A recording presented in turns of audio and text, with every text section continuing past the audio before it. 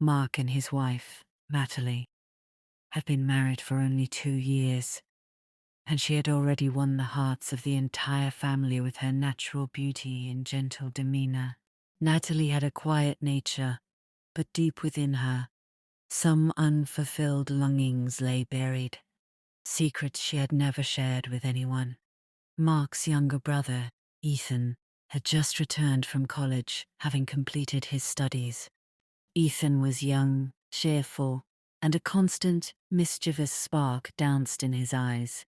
His laughter and way of speaking was so charming that Natalie often found herself drawn to him, almost involuntarily.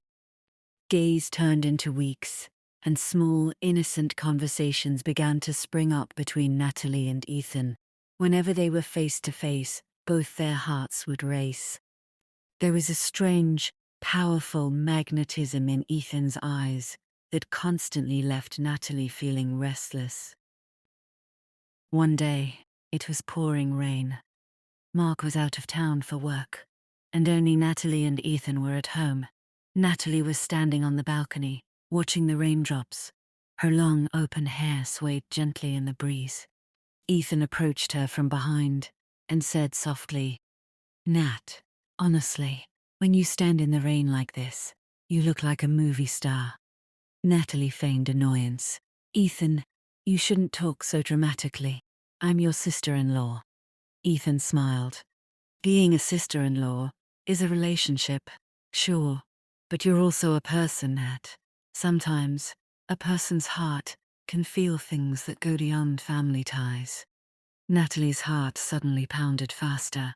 She looked away, but a faint smile touched her lips. Ethan gently placed a shawl over her shoulders. In that fleeting moment, their closeness intensified. The night wore on. Mark's train was delayed, and he wouldn't be home until very late. The house was utterly silent. Natalie was making tea in the kitchen, and Ethan stood close to her. As Natalie reached for a cup, Ethan's fingers brushed hers ever so lightly. Natalie trembled. She whispered, "Ethan, this isn't right." Ethan looked deeply into her eyes and replied, "It's only wrong if the heart says so.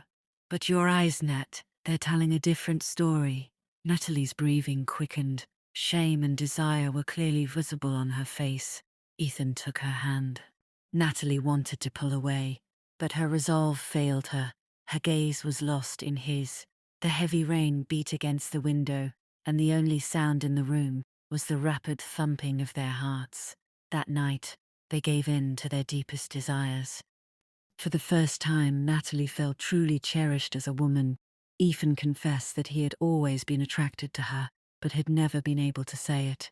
Natalie, too, finally gave voice to the quiet longings of her own heart.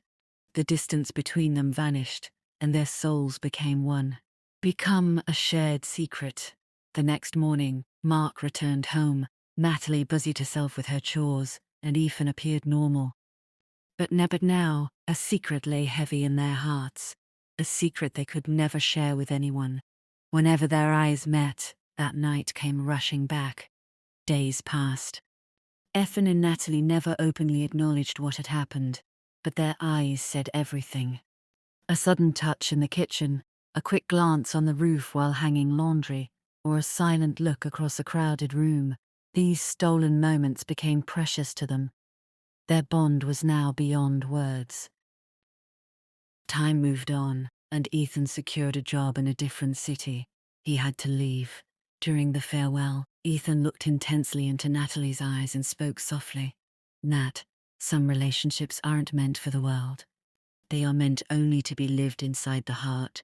Natalie's eyes welled up, but she smiled and said, "Yes, Ethan, this relationship will always live in mine." Ethan left for the city, and Natalie returned to being the dutiful wife and daughter-in-law. But in her heart, that night, that feeling, and that unfulfilled longing remained alive.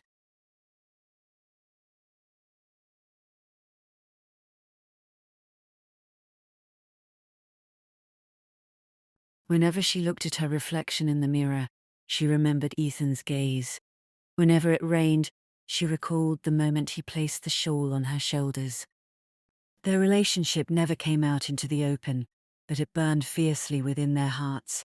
It was a fire that could neither be extinguished nor fully lived out, a secret that became the most beautiful and deepest truth of their lives.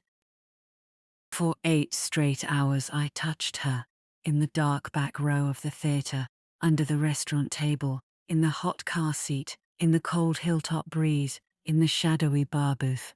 Every single time her breath stopped, her body shook, she cried, she begged, she screamed for mercy. But I only said one thing: "You're not coming until dawn." Now the sun is rising, and she's still trembling. Do you want to hear what happened when I finally slid inside her? How she screamed, how she sobbed, and came 5 times in a row.